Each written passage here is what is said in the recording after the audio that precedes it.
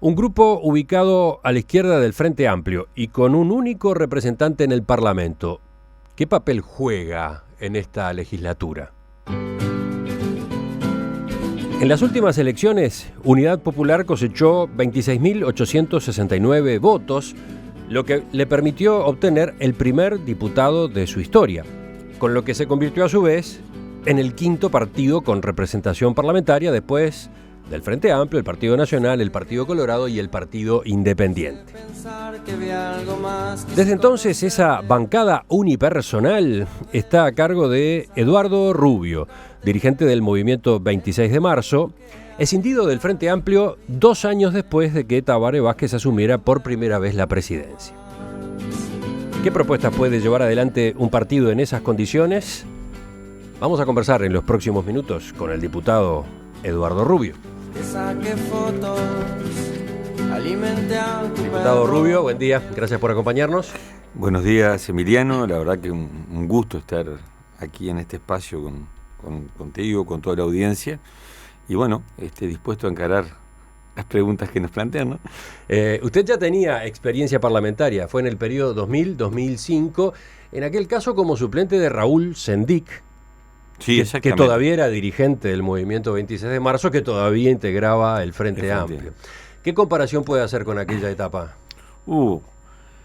La diferencia es enorme. Nosotros en ese momento éramos parte de una bancada ya muy importante. No recuerdo cuántos legisladores tenía el Frente Amplio entre el 2000 y 2004, pero superaba largamente las 2 docenas de diputados, por lo que es mi envidia hoy en el Parlamento cuando veo que se abordan, yo qué sé, la rendición de cuentas, los presupuestos, y veo como cada bancada, sobre todo la mayoritaria, tienen equipos de trabajo sobre áreas. Entonces, en ese momento, la preocupación era, el trabajo era mucho más acotado, yo diría mucho menos exigente desde el punto de vista parlamentario al que tenemos hoy, donde sentimos la obligación de, por lo menos en la mayoría de los temas que realmente importan, tener una opinión y una opinión fundamentada. O sea, no simplemente manejarnos con una consigna, sino decir, bueno, tal cosa sí por tales elementos, tal cosa no por tales elementos. Eso implica un trabajo importante, muy fuerte, que solo es posible en base a un equipo que son los compañeros de la bancada, más lo que la Unidad Popular pone con su comisión de programa. Así que el acceso al Parlamento, que era toda una aspiración, todo un sueño, ¿le está costando caro a usted? No, sigue siendo una inmensa victoria, un gran logro para nosotros. Es incomparable las posibilidades que abre el estar en el Parlamento desde el punto de vista de la comunicación, del debate y de la propuesta. Justamente, vayamos a eso.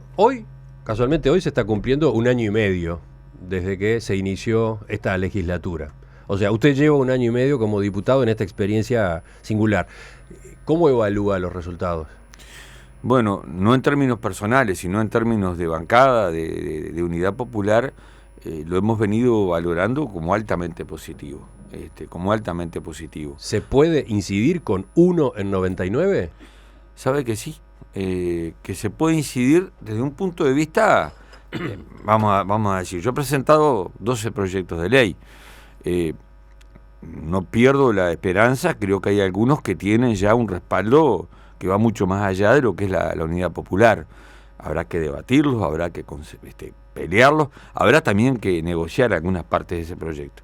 Pero sobre todo incidimos al incorporar una visión que estaba faltando en el debate y que refleja la voluntad de muchísima gente.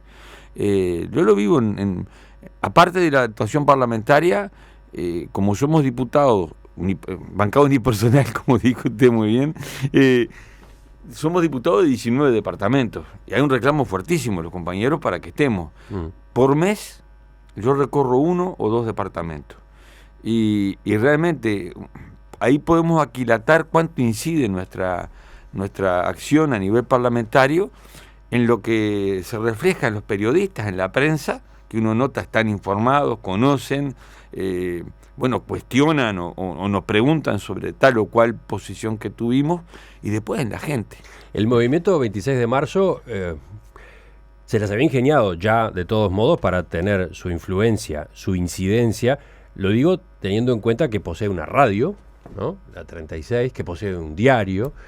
¿Pero cambió algo entonces con el acceso al Parlamento? Sí. Sí, cambió porque uno de los medios de prensa, genera información, difunde, pero acá estamos en el debate político en serio. El otro día, en la interpelación a la ministra Arismendi por el Instituto Cachón, allí tuvimos una posición muy clara, pero además una actuación como parlamentarios, acompañando a los usuarios y a los exusuarios del Cachón, informándonos, llevando propuestas, trabajando en conjunto con los otros partidos, porque yo creo que tal vez una de las cosas una de las victorias más importantes que se ha conseguido desde el Parlamento, es que había una visión de la Unidad Popular, del 26 también, que nos ubicaba prácticamente fuera de la vida.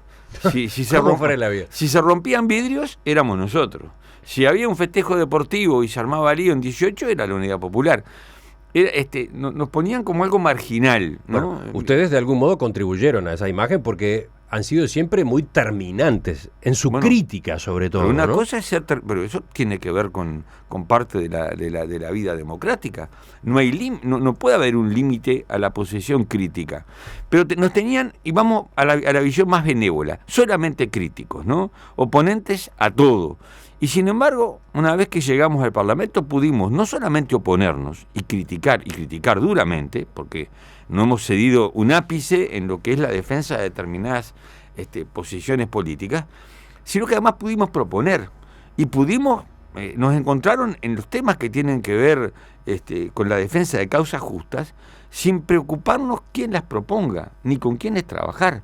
Digo, en el caso muy concreto de lo que fue el Instituto Cachón, ahí había diputados del Partido Nacional, había diputados del Partido Colorado, había diputados del Frente Amplio y estábamos nosotros, trabajando en forma conjunta, coordinando. Desde la Comisión de Derechos Humanos, todos juntos, tratamos de proponer un puente de negociación. Luego en la interpelación funcionaron las disciplinas partidarias. La votación no refleja lo que fue ese conflicto. Ahí estuvimos incidiendo políticamente. Otro ejemplo, usted ha declarado que si no fuera por el cuestionamiento que Unidad Popular hizo al recorte de los rubros para la educación en la rendición de cuentas, el Frente Amplio no estaría en el debate interno que ha estado en las últimas semanas. Bueno, tal vez... ¿Fue así? Yo no tan terminante en cuanto a nuestra incidencia, que incidimos en muchos temas, después digo algunos más. Acá lo determinante fue la posición muy firme de la universidad en su conjunto. Eso es lo que yo he dicho, he resaltado la actitud de Marcarián, un hombre que obviamente no está vinculado políticamente con nosotros, más bien por lo que se sabe, con el partido de gobierno, pero su intervención en la Comisión de Hacienda y Presupuesto, yo la he resaltado como de una contundencia, una firmeza, una solidez que movió cimientos, ¿verdad? Lo mismo los funcionarios, lo mismo los docentes, lo mismo los egresados y lo mismo los estudiantes. ¿Y ustedes qué papel jugaron? Y nosotros, claro, ¿qué pasa? Jugamos un papel de ente testigo. Si no estuviera, aunque sea un voto, pasó el otro día, digo, con lo de el Cachón, como ha pasado en las charlas sobre seguridad. Y en las discusiones sobre seguridad, de eso vamos a hablar entonces. Ahí enfrente, ¿no? Entonces, es muy difícil cuando una voz se levanta a decir, bueno, no podemos dejar a la universidad sin los pocos recursos que tuvo, y además presentamos opciones y alternativas de donde sacar los recursos, y que una fuerza política que históricamente estuvo vinculado y tiene además vinculaciones concretas en el movimiento social, los dirigentes sindicales que iban al Parlamento, la mayoría eran votantes del Frente Amplio. Obviamente que ahí estaba esa presión, y si quedamos solo nosotros con la bandera, más allá de las convicciones de cada quien, políticamente se transforma en inconveniente. Digo, lo mismo con levantar la política inflacionaria en materia penal que resultó de las conversaciones en la torre ejecutiva. Si no hubiéramos estado nosotros, creo que hubiera sido peor el resultado desde el punto de vista de encarar solo el tema de la seguridad como un elemento represivo. De eso me gustaría hablar en un rato, porque ahí aparentemente usted está marcando distancia con planteos que vinieron del resto de la oposición. Totalmente. Totalmente. No tanto del gobierno. Pero dejemos eso. Sigamos hablando de proyectos de ley, posibilidades de incidencia por la vía esa, incluso coincidiendo con otros sectores políticos. ¿Qué ejemplos maneja? Mire, nosotros presentamos un proyecto de ley que es el Plan Nacional de Vivienda Popular, atendiendo a una realidad. El MIDES publicó hace poco una encuesta que habla de 1.300.000 uruguayos con problemas de vivienda, pero más allá de las encuestas, usted recorre el Uruguay y el tema de la vivienda es un tema grave, serio, que incide en todo, incluso en los temas de la convivencia social, de la violencia social, como decimos nosotros. Y en una coyuntura como esta, donde podemos juntar dos grandes problemas. Por un lado, el problema de la vivienda, que es endémico, ¿no? Uruguay tiene un déficit habitacional histórico. Por otro lado, el tema de la falta de trabajo. Como dice el gobierno, el enletecimiento de la economía, que nosotros decimos más claramente este inicio o esta presencia de una crisis económica, que genera un aumento o un peso grande en el desempleo. Juntando esas dos cosas decimos, es el momento de una inversión pública que resuelva el problema social y resuelva también el problema del trabajo. Ese proyecto, después si quiere lo detallamos porque es realmente ambicioso y propone otra mirada, rescatando historias del Uruguay en materia de vivienda. Uruguay, no es que Uruguay no haya tenido políticas de vivienda históricamente. Vayamos a lo que era la vivienda del Banco Hipotecario, el proyecto de Inves, además un plan destinado a los sectores de menores ingresos. Ese proyecto, que lo presentamos, fue lo primero que presentamos, encontró un eco social impresionante, inesperado para nosotros. Se han formado, ya existía un movimiento que lleva el nombre Quiero comprar mi casa, que ni lo conocíamos, nos encontramos en el debate sobre la vivienda, que tiene organización en distintos departamentos y que tiene gente de todos los partidos políticos. Y a mí me da mucha gracia porque cuando un diputado de cualquier partido me llama al despacho a pedirme el proyecto, sobre todo son los diputados del interior, yo ya sé que los visitaron, porque opera así, inmediatamente, y hoy tengo diputados del Frente, diputados del Partido Nacional, del Partido Colorado, que han dicho claramente que están dispuestos a respaldar este proyecto, discutiendo partes del proyecto. ¿Qué diferencia tiene lo que propone ese proyecto con los planes de vivienda que se han implementado hasta ahora en estos mismos gobiernos del Frente Amplio? Es que planes de vivienda no han existido. Usted no me puede decir que el plan Juntos es un plan de vivienda. Ahora además lo incorporaron al Ministerio de Vivienda, un plan que fue una idea del presidente Mujica y que desde el punto de vista de la construcción de vivienda fracasó. El plan, lo que llaman ahora el respaldo, también los planes de vivienda social, que lo vemos acá en Montevideo en los carteles que hay en el edificio. Un apartamento que salga $120.000 y una cuota de $25.000 mínima no es una vivienda social. Entonces, lo que nosotros estamos proponiendo es que el Estado se transforme cumpliendo con lo que marca el artículo 45 de la Constitución, que dice que todo ciudadano tiene derecho a una vivienda digna y el Estado deberá proporcionársela, está en la Constitución. El Estado tiene que invertir en vivienda, pero invertir sustantivamente, ¿verdad? Sustancialmente. Nosotros hablamos del 1% del PBI.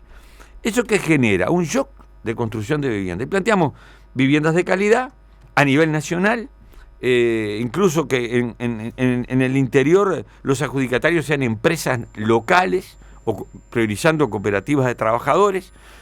Planteamos generar bolsa de compra de materiales, pero ¿qué planteamos? Que el adjudicatario, ya sea una mujer jefa de hogar, un matrimonio, una persona sola, tiene que estar entre la remuneración mínima y una canasta familiar.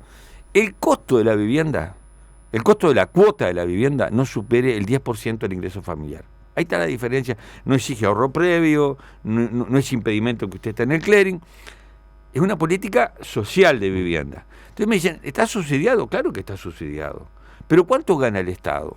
Si yo genero 15.000 puestos de trabajo directo en este momento, ¿cuántas tarjetas del MIDE menos tengo que dar? ¿Cuántos seguros de desempleo menos tengo que pagar? ¿Cuánto recauda el Estado en 15 a 20.000 personas consumiendo dignamente?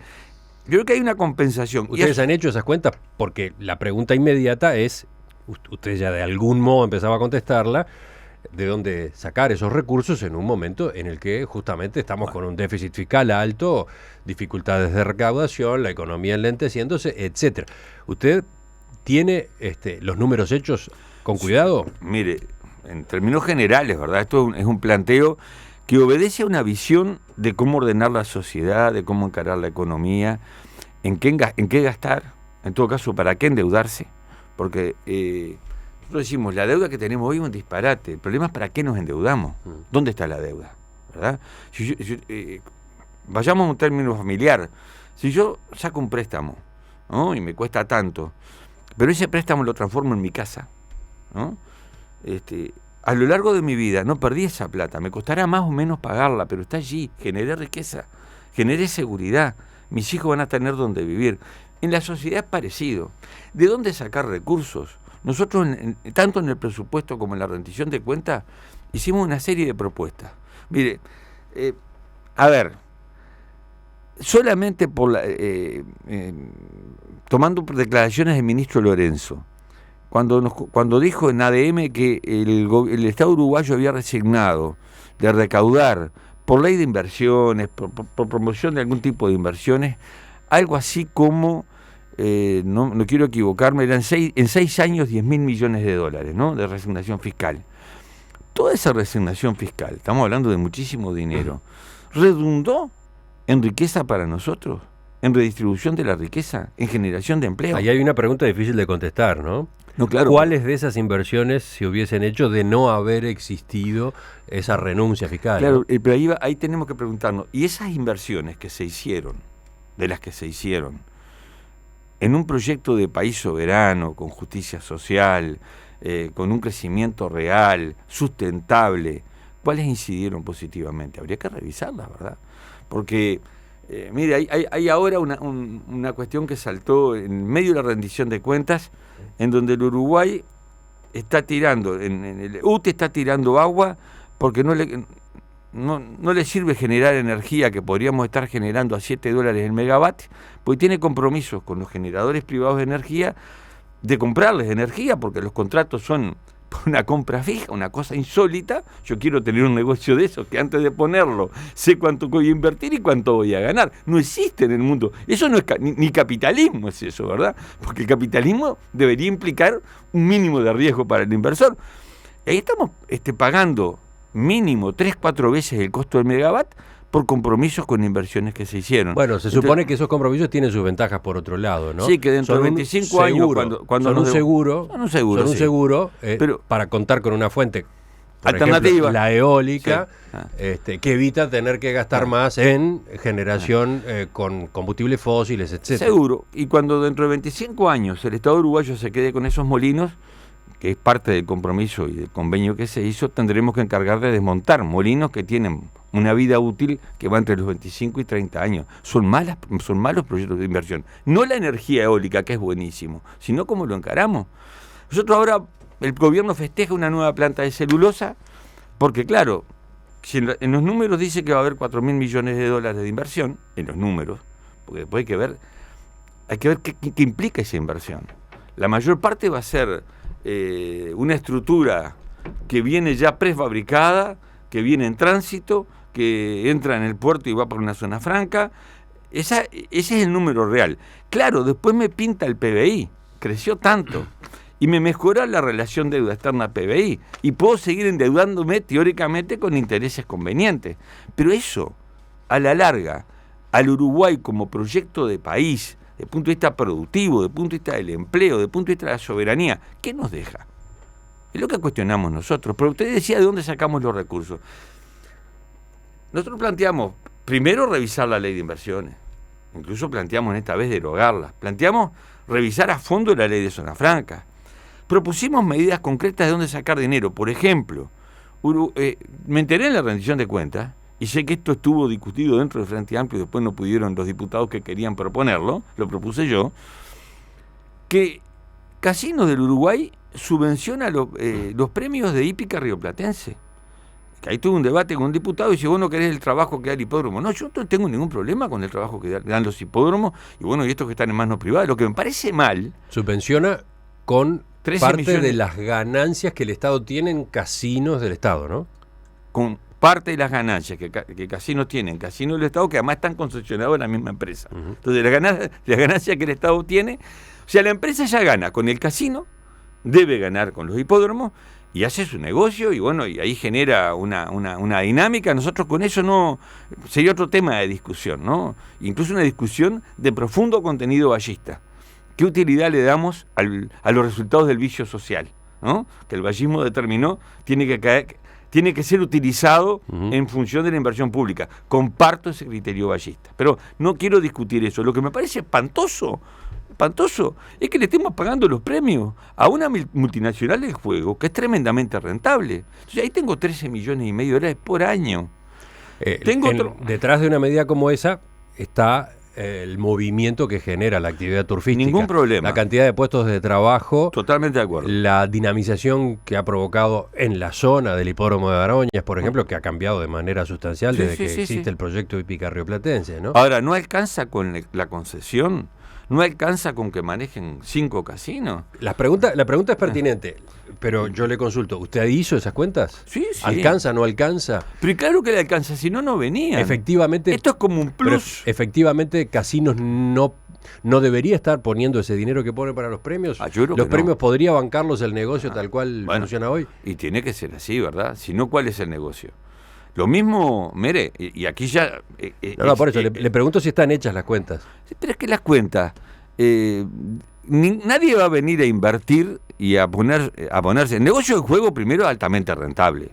Solo Casinos Municipales perdió plata durante un tiempo y debe estar en el récord Guinness del Uruguay. Eso es insostenible. 5 casinos dan mucha ganancia.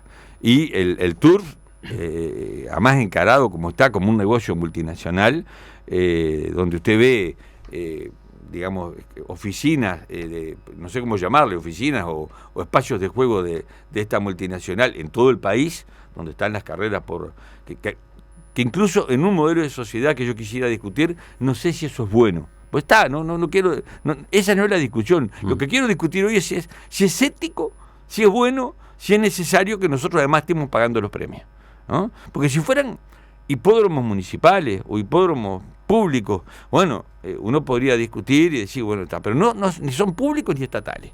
Y nos parece que la rentabilidad del juego sobra. Lo mismo que esta es una propuesta de los funcionarios de aduana, también para ver de dónde se pueden sacar recursos.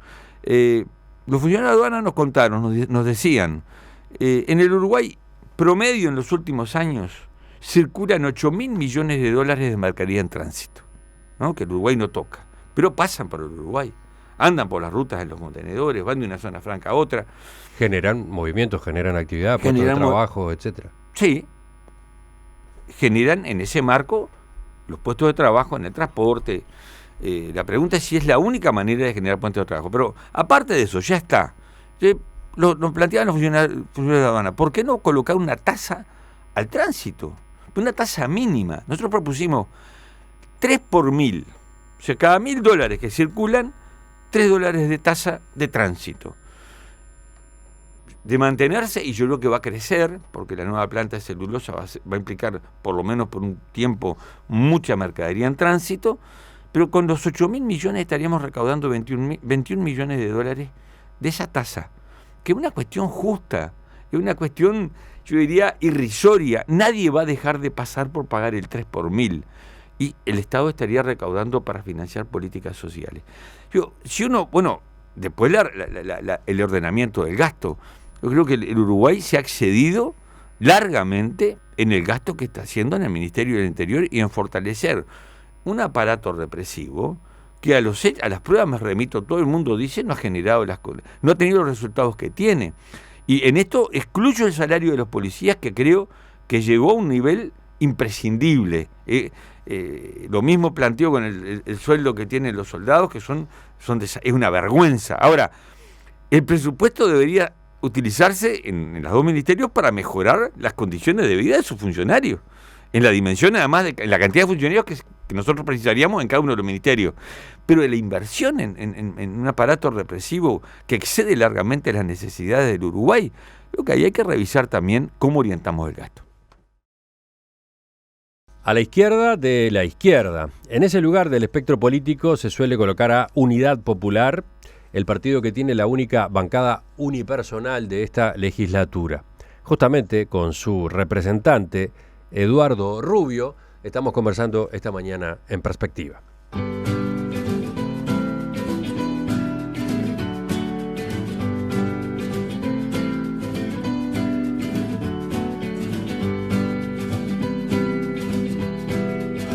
Rubio, usted militó la mayor parte de su vida en el Frente Amplio. Recién se alejó del Frente Amplio hace 9 años, ¿no? 9 años. 9 años. Hoy, ¿cómo evalúa su relación con ese partido? ¿Tiene alguna coincidencia con políticas del oficialismo?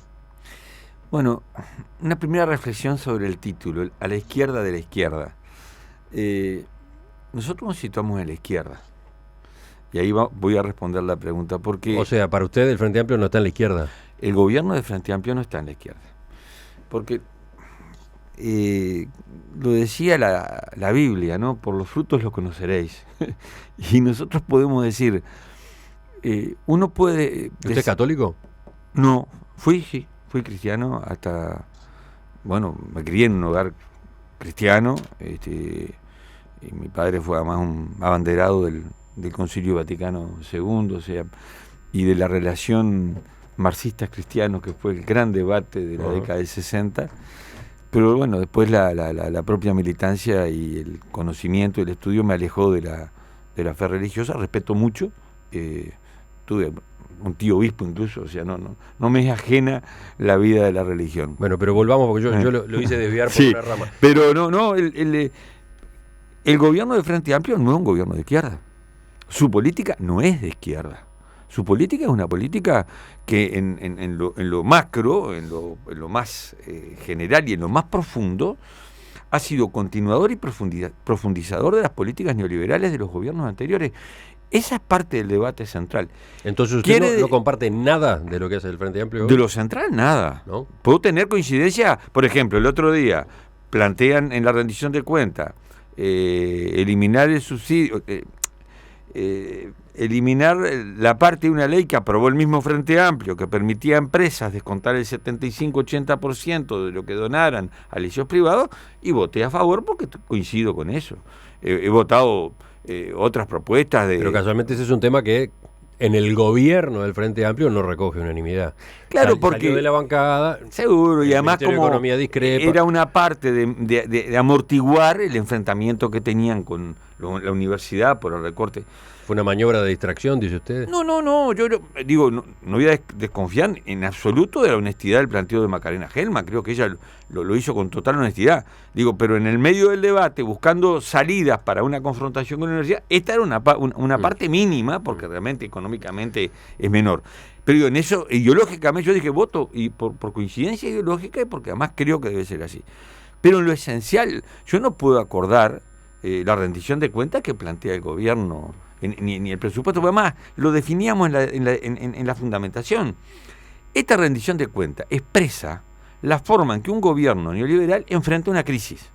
¿Dónde la descarga? El gobierno dice que justamente su rendición de cuentas se diferencia de la de gobiernos anteriores a los que califica de neoliberales. Nadie le creyó eso. Mire, en las delegaciones sindicales que visitaron el Palacio Legislativo, e insisto, en su mayoría compuestas por dirigentes afines con el gobierno, cuando algún diputado de frente le decía, no, pero ajuste fiscal eran los de antes, le dijeron, no, ajuste fiscal eran los de antes y son los de ahora. Porque mire, Emiliano, el gobierno del Frente se ha especializado en una especie de poemario de la terminología económica. Entonces, a la crisis le llamamos alentecimiento económico. Al ajuste fiscal le llamamos consolidación fiscal. Pero no cambia la esencia. Usted puede cambiarle el nombre, pero no cambia la esencia. Yo a eso me remito a una histórica frase de Guillermo Chiflet, cuando estábamos en el Frente debatiendo el tema de la SAFAP, y Astori y el entonces senador Enrique Rubio planteaban que había que mejorar el proyecto de ley para mantener el apoyo a la SAFAP. Y le dijo Guillermo Chiflet, entonces diputado, no se puede maquillar a Frankenstein. Usted póngale el nombre que quiere, póngale el maquillaje que quiera, va a seguir siendo Frankenstein. Pero, yendo al contenido, ¿qué nos propone el gobierno? Que a la crisis la enfrentamos con ajuste fiscal, aumentando el impuesto a los salarios, aumentando el impuesto a las jubilaciones y achicando la inversión social y la inversión pública. Típica receta neoliberal. Usted entonces se encuentra más coincidencias con la oposición que con el gobierno. En estos temas no, porque en esto coinciden estrictamente. En esos no. Pero en otros sí. Por ejemplo, ¿cómo es ese proyecto sobre el ferrocarril? Bueno, en el que usted viene juntando voluntades, por ejemplo, del Partido Colorado. Insólito, pero muy bueno. Sí, una aclaración. Digo que el gobierno del Frente Amplio tiene una política neoliberal. Y digo también que la mayoría de los Frente Amplistas, incluso diputados con los que conversamos y con los que discutimos en el Parlamento, siguen siendo gente de izquierda. El problema es que respaldan un proyecto que esencialmente no es un proyecto de izquierda. Y yo en eso creo que el Frente Amplio se va a enfrentar a etapas decisivas en sus conflictos internos, que a esta altura nadie puede negar ni ocultar. ¿Qué respaldos te digo con los proyectos? El proyecto del ferrocarril es un caso para mí interesante, ¿no? Porque presentamos un proyecto para recuperar el transporte ferroviario de pasajeros y de carga en manos del Estado. Hoy ya nadie discute que esto es imprescindible. Hasta las multinacionales le están pidiendo al gobierno que tiene que tener el tren. Pero se empecina el gobierno del Frente Amplio, en particular el ministro Rossi, en privatizar el transporte de carga, lo que equivale a que nunca más vamos a tener transporte de pasajeros y que la carga que se transporte será solo la que le interese a los privados. El ferrocarril debe ser parte de un sistema multimodal de transporte que no elimina a ninguno, sino que debe incorporar a más, incluso el transporte fluvial, en donde la cuenta que tenemos que hacer es la cuenta país. ¿Qué le sirve al Uruguay? ¿Y en qué consiste el proyecto entonces? Que el Estado invierta.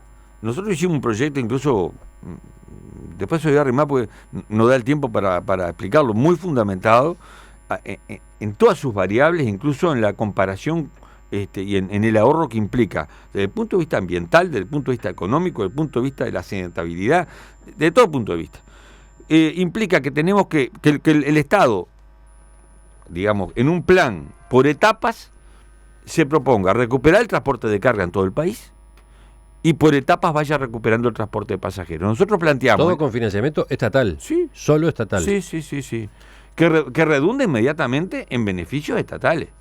Usted saque la cuenta de lo que hay como deuda y como pendiente en reparación de rutas y se ve cuánto va a ahorrar el Estado. Pero le explico, el transporte de pasajeros, nosotros planteamos hacerlo en etapas, y planteamos una primera etapa que abarcara el área metropolitana, incluyendo San José, Canelones, parte de Florida y parte de La Valleja, ¿no? Eso, desde el punto de vista del trazado de las vías, está todo transitable. Hay una parte entre, digamos, la zona de San Ramón, Santa Rosa, que exige transitar a una velocidad reducida, hay que reparar allí, pero es un tramo de algunos kilómetros. Hoy pasan trenes, pasan a menor velocidad, y lo que había que hacer, sobre todo, era reponer el parque de maquinaria, ¿no? de unidades de transporte. Nosotros hicimos la cuenta, dejando pendiente o encarando en parte la reparación de ese tramo de vía, con $2,5 millones, AFE echaba a andar el sistema de transporte de pasajeros en una frecuencia que le daría respuesta a los miles y miles de ciudadanos que se transportan mal y caro hoy en el área metropolitana. ¿Por qué no se hizo? ¿Por qué se mantiene incluso el desmantelamiento? Ahora sacaron las pocas nuevas líneas de las que van a 25 de agosto. ¿Por qué? ¿Qué intereses hay? ¿A quién responden esos intereses? Estoy hablando de $2,5 millones, Emiliano.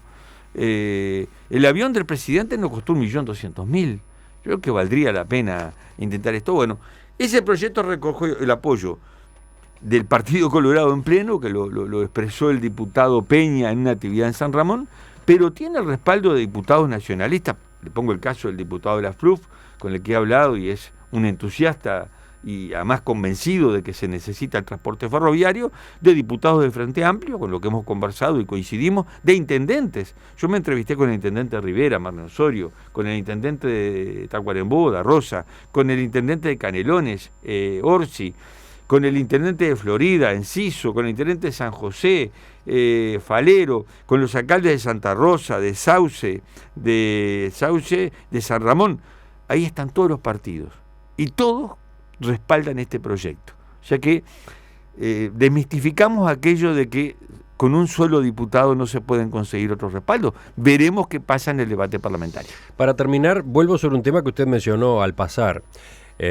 usted, en nombre de Unidad Popular, participó de las reuniones multipartidarias convocadas por el presidente de la República sobre seguridad pública, estas que culminaron la semana pasada. ¿Qué le dejó esa experiencia? Mire, yo creo que fue, primero, un ámbito al que concurrimos por responsabilidad política institucional. Nos convoca el presidente, un tema realmente, digamos, de peso, y fuimos con nuestra visión y con nuestra propuesta. Lamentablemente, de lo que propusimos nosotros, no tuvimos eco en ninguna propuesta. Incluso lo que nosotros dijimos debe ser el punto de partida, que era un debate sobre las causas estructurales de la violencia social. Si bien el doctor Vázquez lo planteó, lo incorporó en la agenda, no hubo acuerdo de los otros partidos, en particular el Partido Nacional y en cierta medida el Partido Colorado, que entendieron que era un debate ideológico y no quisieron darlo. Después del conjunto de proyectos de ley que se acordaron llevar al Parlamento, nosotros rechazamos todos menos uno. Acordamos en la constitución del Comité de Lucha contra el Narcotráfico. En los otros, lo que primó fue un espíritu estrictamente represivo y de incrementar las penas, incrementar las medidas de encarcelamiento. En un país que tiene 14.000 presos, que las cárceles son un desastre, que no recuperan a nadie y que no admiten una persona más en la estructura que hoy tenemos, pero que además debería llevarnos a razonar, y se lo dijimos a los demás partidos. Escúchenme una cosa, ¿ustedes no se dan cuenta que pasamos de 1.400 pesos por medio hasta 95 a 14.000 pesos ahora y la situación empeoró? No da para reflexionar eso. Lamentablemente lo que primó fue endurecer las penas por esto, endurecer las penas por aquello, eliminar salidas transitorias. Ese no es el camino. Nosotros tenemos una bomba de tiempo, una estructura social que margina, que empobrece, que deja gente sin educación, sin vivienda, en una estructura económica que tiene como elemento cardinal el excluir gente. Esa exclusión, con 5 generaciones de perdedores, como dice el maestro Abella, nos da solamente como resultado la violencia social. O le metemos el diente a eso. Nosotros propusimos, bueno... sin duda, esas causas hay que atacarlas. La pregunta es, mientras tanto, ¿qué? Totalmente de acuerdo. Ese es el debate en buena medida. Mire, ¿no? Mientras tanto, ayudemos, obviamente, con medidas que den seguridad a la gente. Por ejemplo, la iluminación en barrios en general es una cosa importante. La gente pide una mayor presencia a veces de patrulleros. Pero lo decía el ministro Bonomi, hacemos un operativo de saturación en tal barrio, lo llenan de policía y de patrulleros. Ese barrio durante un mes no tiene problema. ¿Y el resto? Entonces, usted puede poner parches, usted puede tomarse aspirina si tiene fiebre, pero si la fiebre responde a una causa de fondo y no ataca la causa de fondo, va a tener, además de la fiebre, muchos más problemas en el futuro. Mientras toma alguna aspirina, tiene que atacar las causas de fondo, si no, no hay futuro de construcción de una sociedad de convivencia y de paz. En perspectiva, da que hablar. Y en esa discrepancia, ¿cómo coloca el ministro Eduardo Bonomi usted? Bueno, el ministro cumple con una política... Me dio mucha gracia porque todas estas reuniones tuvieron la esencia que fueron las reuniones, donde se llevaron propuestas, donde se discutieron, y después tuvo el acting, que eran las conferencias de prensa y lo que se decía para afuera. Seguro, ¿verdad? La actuación donde cada cual marcaba su perfil.